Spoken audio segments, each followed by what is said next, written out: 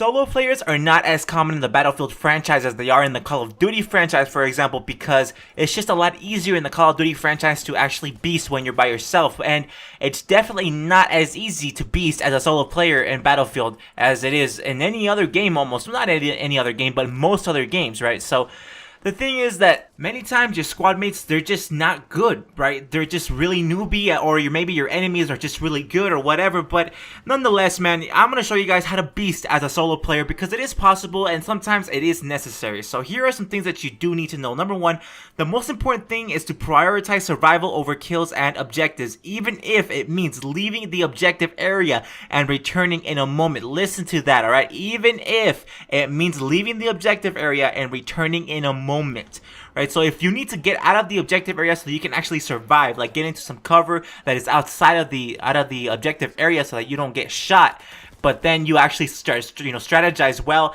and you'll go around the rocks or whatever you're hiding behind and you kill the guy. That is actually playing smart, and that is what you need to be doing in order to beast as a solo player. Number two, I'm going to try to get through this kind of relatively fast. Number two, another thing that you need to do is practice situational awareness. Now, I've said this before, but dude, it's so important. It's extremely important. It's part of the prioritizing the survival over kills and objectives kind of thing.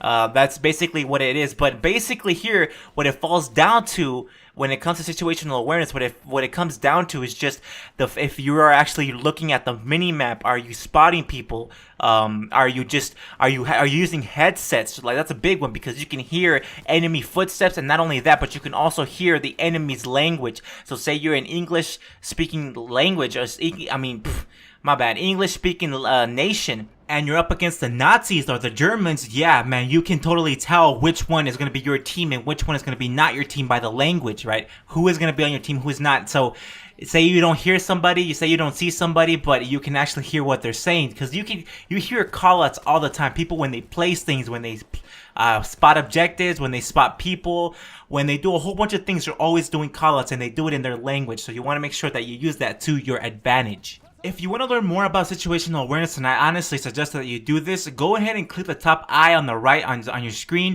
You can click it at any time. It'll take you to my situational awareness video. I'll go more in depth on that. But number three, I think you guys should really play as medic or support, because the medic or support is actually when you can actually throw down ammo, and you can throw down the medic pack or the medic pouch or whatever you have. You can throw that down to heal yourself or to give yourself ammo, kind of making you sustainable on your own.